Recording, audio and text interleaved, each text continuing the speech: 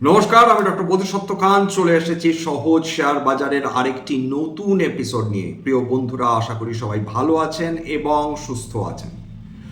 আজকের এতগুলো positive news ভারতীয় শেয়ার বাজারে এসেছে, যেটা অন্তত কয়েক মাস ধরে দেখা যায়নি। একসঙ্গে অন্তত গোটা 9 খবর আছে, যেটা ভারতীয় অর্থনীতি তথা ভারতীয় শেয়ার বাজারের জন্য অত্যন্ত গুরুত্বপূর্ণ এবং ডেফিনেটলি ভীষণ পজিটিভ। এক মাসের অভিজ্ঞতা থেকে অবশ্যই একটা কথা বুঝতে পারছি, বাজারে মাঝে মধ্যেই প্যানিক নিউজ ছড়াবে। সেটা যুদ্ধ হতে পারে, মহামারী হতে পারে, অর্থনৈতিক ডাউন টাউন আসতে পারে, কিন্তু এত সত্ত্বেও বাজারের নিজস্ব ক্ষমতা রয়েছে এই সমস্ত নিউজকে অ্যাবজর্ব করে ফেলা এবং বাজার আবার স্বমহিমায় ফিরে আসার ক্ষমতা রাখে। বিগত এক সপ্তাহ ধরে বাজারে যে উত্থান দেখছেন, এটাই কিন্তু তার আউটকাম বলা যেতে পারে।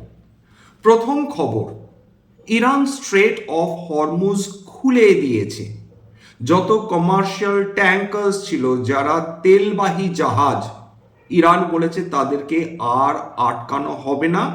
অর্থাৎ যতদিন যুদ্ধবিরতি চলবে ততদিন অবধি যতগুলো অয়েল ট্যাঙ্কার্স রয়েছে বিভিন্ন দেশের, তারা বিভিন্ন মধ্যপ্রাচ্য দেশে ঢুকতে পারবে, সেখান থেকে তেল বা গ্যাস নিতে পারবে, নিয়ে আবার তাদের দেশে ফিরে যেতে পারবে। কিন্তু ডোনাল্ড ট্রাম্প তিনি বলেছেন আমাদের যে ব্লকেট সেটা জারি থাকবে। অর্থাৎ ইরান তারা বিভিন্ন দেশের জাহাজকে অ্যালাউ করবে বটে, কিন্তু আমেরিকা ইরানকে বা ইরানের বন্দর থেকে কোনো তেলবাহী জাহাজকে অন্যান্য দেশে তেল এক্সপোর্ট করতে দেবে না। ডোনাল্ড ট্রাম্প সরাসরি দাদাগিরি শুরু করেছিলেন এবং তিনি সেই দাদাগিরি বজায় রাখতেই চাইছেন। মজার ব্যাপার কি জানেন, যে এই যুদ্ধের আগে স্ট্রেট অফ হরমুজ খোলাই ছিল, বিভিন্ন দেশ নির্বিঘ্নে তারা তেল এবং গ্যাস নিচ্ছিল, ইরান সেখানে কোনো প্রকার বাধাদান করেনি। আমেরিকার $50 বিলিয়ন খরচ হয়ে গিয়েছে ইতিমধ্যে, প্রায় 3,60,000 কোটি টাকা এই যুদ্ধের কারণে খরচ হয়ে গিয়েছে। তাদের নিজস্ব বিস্তর ক্ষয়ক্ষতির পর তারা বলছে স্ট্রেট অফ হরমুজ খুলে গেল, আমরা খুলে দিতে পারলাম। আমেরিকার বর্তমান পলিসি মিথ্যাচারের পর মিথ্যাচার। তবে এর ফলে ভারতীয় অর্থনীতি আপাতত দুশ্চিন্তা মুক্ত হলো, এ ব্যাপারে তো কোনো সন্দেহ নেই। ভারতীয় জাহাজগুলো, তেলবাহী জাহাজগুলো, তারা নির্বিঘ্নে তেল এবং গ্যাস মধ্যপ্রাচ্য থেকে নিয়ে আসতে পারে। আমাদের মাথার ওপর যে ভীতি ছিল, যে আশঙ্কা কাজ করছিল যে তীব্র হারে মূল্যবৃদ্ধি হতে থাকবে, তার সম্ভাবনা দারুণভাবে কমে গেল। 2 নম্বর পয়েন্ট, বিগতকাল ইরানের এই ঘোষণার পরেই বিভিন্ন যে অয়েল ইন্ডাইসেসগুলো রয়েছে সেগুলো ধসে পড়েছে। ক্রুড অয়েলের দাম একসময় 13% পতন দেখে ফেলেছিল, ব্রেন্ট ক্রুড প্রায় 11%। শেষ পর্যন্ত অর্থাৎ লাস্ট ট্রেডিং হওয়া অব্দি ক্রুড অয়েল ট্রেড করছিল $83.76 প্রতি ব্যারেল, অর্থাৎ 11.5%-এর ওপর পতন দেখে ফেলেছে। ব্রেন্ট ক্রুড নেমে এসেছে $90.33 প্রতি ব্যারেল, অর্থাৎ যুদ্ধের প্রায় পূর্বাবস্থায় ফিরে যেতে পারে ব্রেন্ট ক্রুডের দাম এবং ক্রুড অয়েলের দাম। এই স্থিতাবস্থা বজায় থাকে আর ফার্দার যদি কোনো মিসাইল, গোলাগুলি, ড্রোন ছোড়াছুড়ি না হয়, তাহলে বিশেষজ্ঞরা মনে করছেন যে ক্রুড অয়েলের দাম $70 থেকে $75 অবধিও নেমে আসতে পারে, বিশেষত ভারতবর্ষের পক্ষে, যেটা অত্যন্ত গুরুত্বপূর্ণ। খেয়াল করে দেখুন, যখন তেলের দাম নেমে গেল তখন কিন্তু সোনার উপর দাম আবার বৃদ্ধি পেয়ে গেল। সোনা বিগতকাল প্রায় 1.53% বৃদ্ধি পেয়েছে আন্তর্জাতিক বাজারে, রুপোর দাম বৃদ্ধি পেয়েছে 4.22%। সেটা অবশ্য রিফ্লেক্টেড হবে সোমবার, তার কারণ সোনার উপর বাজার 11:30 অবধি চালু থাকে রাত্রেবেলায়, অর্থাৎ পোস্ট মার্কেট আওয়ার্সেও চালু থাকে। সুতরাং সেটা কেবলমাত্র সোমবারই আমরা রিফ্লেক্টেড হতে দেখব বিভিন্ন গোল্ড বা সিলভার ইটিএফ এর ক্ষেত্রে। 3 নম্বর পয়েন্ট, যে এফআইআইসরা বিগত 2 বছর লাগাতার বিক্রি করে চলে গিয়েছেন নিজেদের দেশে, কেবলমাত্র মার্চ মাসে 1,10,000 কোটি টাকার তারা শেয়ার বিক্রি করে চলে গিয়েছে, যেটা বিগত 2 বছরের মধ্যে সর্বাধিক। তারা বিগত 3 দিন ধরে অর্থাৎ 15, 16, 17 ধরে তারা লাগাতার কেনাকাটি করেছেন, কারণ পরপর 3 দিন এফআইআই বাইং মানে এফআইআইসরা হয়তো বা আবার ফিরে আসার চেষ্টা করছে। বিশেষত শেয়ার বাজারে, ভারতীয় শেয়ার বাজারে বিভিন্ন শেয়ারের দর যখন ফেয়ার ভ্যালুর কাছাকাছি পৌঁছেছে তখন তারা চেষ্টা করবেনই যাতে ভালো কোম্পানির শেয়ার ন্যায্য মূল্যে কেনা সম্ভব হয়, এবং বিগত 3 দিনে প্রায় 1700 কোটি টাকার শেয়ার তারা কিনেছেন। 4 নম্বর পয়েন্ট, ইউনাইটেড স্টেটসের মার্কেট নিয়ে যদি কারো ইন্টারেস্ট থাকে, বিশেষ করে যে বিভিন্ন ইন্ডাইসেসগুলো রয়েছে অর্থাৎ ন্যাসড্যাক, স্ট্যান্ডার্ড অ্যান্ড পুর, ডাউ জোন্স কালকে 1.5 থেকে 2% মধ্যে বৃদ্ধি পেয়েছে প্রত্যেকটা ইন্ডাইসেস। ন্যাসড্যাক তার কালকে সর্বকালীন উচ্চতা ছুঁয়ে গেছে।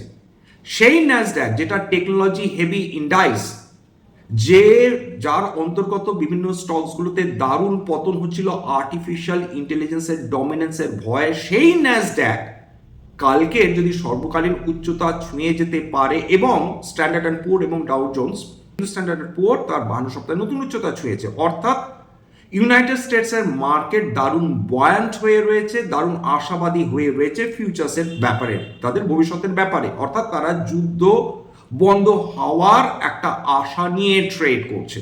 ইউনাইটেড স্টেটসের যে মার্কেট রয়েছে শেয়ার বাজার, সেটা আমরা স্বীকার করি ছাই না করি, সেটা কিন্তু বিশ্বের বিভিন্ন অন্যান্য শেয়ার বাজারকে ডমিনেট করে, তাদেরকে একটা ডিরেকশন দিতে সাহায্য করে।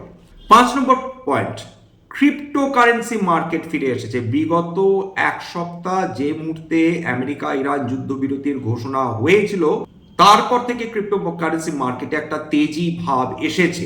ডলার ইন্ডেক্স দুর্বল হয়েছে এবং লাগাতার দুর্বল হয়ে চলেছে, বিগত কয়েকদিন ধরে 98 এর কাছাকাছি ট্রেড করছে, এবং যত ডলার ইন্ডেক্স তারা দুর্বল হবে তত কমোডিটির দাম সেটা শক্তিশালী হবে, এবং ক্রিপ্টো মার্কেট তার কারণে কিন্তু শক্তিশালী হবে। 6 নম্বর, আমাদের টাকা শক্তিশালী হয়েছে। 95-এ পৌঁছে যাবার পর যে বিপুল আতঙ্ক এবং আশঙ্কা তৈরি হয়েছিল, এবং যার ফলে রিজার্ভ ব্যাংক অফ ইন্ডিয়া কড়া মনোভাব দেখাতে বাধ্য হয়েছিলেন, তারপর থেকে কিন্তু টাকা শক্তিশালী হয়ে চলেছে। লাস্ট প্রতি ইউনাইটেড স্টেটস ডলার ট্রেড করছিল 92 টাকা 60 পয়সা।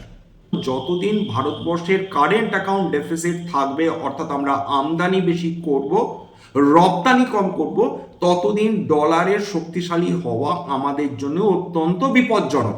জিডিপির নিরিখেও আমরা পিছিয়ে পড়ছি, তার কারণ আমাদের টাকা দিনের পর দিন, বছরের পর বছর দুর্বল হয়ে চলেছে, ঠিক যে কারণে আমরা যে চতুর্থ সবচেয়ে শক্তিশালী অর্থনীতি ছিলাম, নতুন রিজিগ হওয়ার ফলে আমরা এখন বিশ্বের 4র্থ থেকে 6ষ্ঠ স্থানে নেমে এসেছি জিডিপি নিরিখে। তার কারণ আমাদের নিজস্ব কারেন্সি টাকা দারুণভাবে দুর্বল হয়ে গিয়েছে। 7 নম্বর, ইসরায়েল লেবানন সিজফায়ার। ইসরায়েল বুঝতে পারছিল গোটা বিশ্ব জুড়ে তারা এক ঘরে হয়ে চলেছে, অযাচিত ভাবে তারা লেবাননকে আক্রমণ করেছে। সাদার্ন লেবাননের একটা বিশাল অংশ জমি তারা দখল করে নিয়েছে। সেই জায়গাটায় দাঁড়িয়ে তারা যদি সিজফায়ার না করতো, তাহলে কিন্তু আস্তে আস্তে যে ইউরোপীয় দেশগুলো যারা এতদিন ধরে ইসরায়েলকে সমর্থন করে যাচ্ছিল, তারাও কিন্তু হাত গুটিয়ে নিচ্ছিল। ইসরায়েল সেই বিপদটি বুঝতে পেরেছে এবং তারা এই যুদ্ধবিরতির ক্ষেত্রে আগ্রহী হয়েছে। তারা 10 দিনের জন্য যুদ্ধবিরতি ঘোষণা করেছে। আরেকটি গুরুত্বপূর্ণ পয়েন্ট, গিফট নিফটি খেয়াল করে দেখুন। ইরানের এই ঘোষণার পরই, অর্থাৎ হরমুজ খুলে দেওয়া হচ্ছে, গিফট নিফটি 1 লাফে প্রথমে 350 পয়েন্ট উঠে গিয়েছিল, তারপর শেষ পর্যন্ত সেটেল করেছে 280 পয়েন্ট উত্থান নিয়ে। অর্থাৎ গিফট নিফটি কিন্তু একটা ইন্ডিকেটর হিসাবে ধরা হয়, অর্থাৎ যে কোনো দিনের সকালে আমরা ইউজুয়ালি প্রথমে গিফট নিফটি কিরকম রিয়্যাক্ট করছে। সুতরাং গিফট নিফটি যদি এরকম পজিটিভ একটা মুভমেন্ট দেখায়, সেক্ষেত্রে ভারতীয় শেয়ার বাজার ইউজুয়ালি আশ্বস্ত হয়ে থাকে। তবে সবসময় এরকম হবে এমনটি নাও হতে পারে। আরেকটি ভালো ঘটনা ঘটেছে যে এই অয়েল ক্রাইসিসের মাঝখানে ইউনাইটেড স্টেটস তারা ঠিক আগের দিনই ঘোষণা করেছিল, যেখানে আমি বলেছিলাম যে ইউনাইটেড স্টেটস যতই রাশিয়ান তেলের ওপর স্যাংশন বসাক না কেন, এখন বিশ্বের কোনো দেশ আর সেটা মানবে না, কারণ তাদের এনার্জি ক্রাইসিস হলে, তাদের অর্থনীতি যদি স্টলড হয়ে যায়, সেক্ষেত্রে কোন দেশ কি স্যাংশন কোন দেশের উপর জারি করলো কোনো দেশই সেটা দেখবে না। ভারতবর্ষ আমেরিকার এত হুমকি সত্ত্বেও তারা রাশিয়ার কাছ থেকে নিয়মিতভাবে তেল নিয়ে যাচ্ছিল। হ্যাঁ, তেলের পরিমাণ হয়তো কম ছিল বটে। আমেরিকা যখন স্যাংশন ওয়েভার করে, অর্থাৎ রাশিয়ার উপর থেকে স্যাংশন তুলে দেয় এই ইরানের সঙ্গে যুদ্ধের সময়, তখন ভারতবর্ষ প্রচুর রাশিয়ান ট্যাঙ্কার অ্যাকসেপ্ট করেছে তাদের বন্দরে। এবং যখন রাশিয়ার উপর নতুন করে স্যাংশন বসালো, অর্থাৎ পরশুদিন ডোনাল্ড ট্রাম্প বসালেন, তারপরও কিন্তু ভারতবর্ষ রাশিয়ার কাছ থেকে তেল নেওয়া বন্ধ করেনি। ঠিক 180 ডিগ্রি ঘুরে গিয়ে ডোনাল্ড ট্রাম্প কালকে ঘোষণা করলেন যে না, ভারতবর্ষ আরও 1 মাসের জন্য রাশিয়ার কাছ থেকে তেল নিতে পারে। এখন ডোনাল্ড ট্রাম্পের প্রত্যেকটি বক্তব্য অত্যন্ত হাস্যকর হয়ে যাচ্ছে। অনেকেই বলছেন যে এটা ডিমেনশিয়ার কারণে, ডোনাল্ড ট্রাম্প বয়সজনিত কারণে তিনি ভুলভাল বকছেন। এখন গোটা বিশ্ব তাকে সিরিয়াসলি যে নিচ্ছে না, সেটা বিভিন্ন দেশের অ্যাপ্রোচ থেকেও বোঝা যাচ্ছে, এবং তার মধ্যে বিভিন্ন ন্যাটোর যে দেশগুলো রয়েছে তারাও রয়েছে। ভারতবর্ষের পক্ষে এখন প্রায় প্রত্যেকটা নিউজই পজিটিভ। তবে কি এমন কারণে ভারতবর্ষের মার্কেট আবার কারেকশন দেখতে পারে? আজকে ধরুন সন্ধ্যাবেলায় বা রাত্রেবেলায় বা কালকে সকালবেলায় ডোনাল্ড ট্রাম্প নতুন করে ঘোষণা করলেন, সব ওলট পালট করে দিলেন।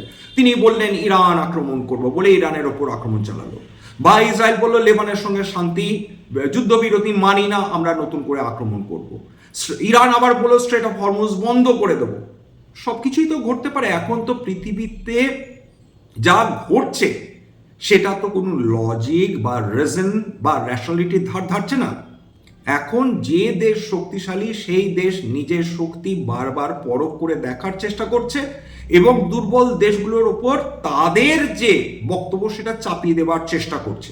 মাঝে মাঝে ইউনাইটেড স্টেটস তারা চীনকে পরীক্ষা করছে, রাশিয়াকে পরীক্ষা করছে, ভারতবর্ষকে পরীক্ষা করছে। ভারতবর্ষ কোনো জবাব দিচ্ছে না।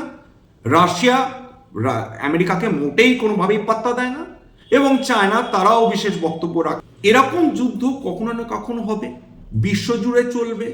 বিশ্বে কিছু মানুষ রয়েছেন তারা কখনো শান্তি পছন্দ করবেন না, এবং সাইক্লিক্যালিটি আসবে তাদের জন্য। বিভিন্ন সেক্টর প্রবলেমে পড়বে, বিশেষ করে যেগুলো এক্সপোর্টমুখী সেক্টর বা খুব ইম্পর্ট্যান্ট যে আমদানিগুলো আমাদের দেশে হয়ে থাকে সেগুলো কিন্তু ভীষণ সাইক্লিক্যাল হয়ে ওঠে। তার কারণ এই ধরনের যে সাপ্লাই চেন সেগুলো মারাত্মকভাবে ডিসরাপ্টেড হতে পারে কিছু নেতার উঙ্গুলি হেলনে।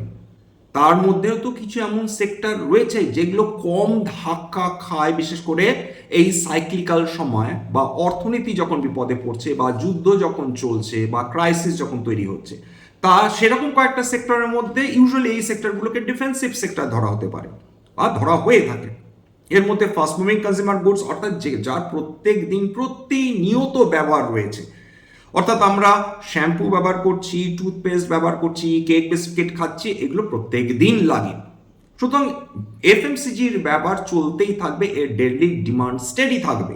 ওষুধ আমাদের খেতেই হবে। 0 থেকে 100 বছরের মানুষ প্রত্যেকের ওষুধ কোনো না কোনো সময় জীবনে লাগবে। ভারতবর্ষে 145 কোটি মানুষ রয়েছেন, সুতরাং ফার্মা বা হেলথ কেয়ার সেটার ডিমান্ড কোনোদিন বন্ধ হবে না। 3 নম্বর ইউটিলিটিস, অর্থাৎ পাওয়ার, ওয়াটার, গ্যাস, এই সাপ্লাই সেটার চাহিদা কোনোদিন বন্ধ হবে না। তার কারণ আমাদের পাওয়ার পৃথিবীর সব কিছুর জন্য লাগে। ডিফেন্সের ক্ষেত্রে লাগে, সেমিকন্ডাক্টরসের লাগে, ট্রান্সপোর্টের ক্ষেত্রে লাগে।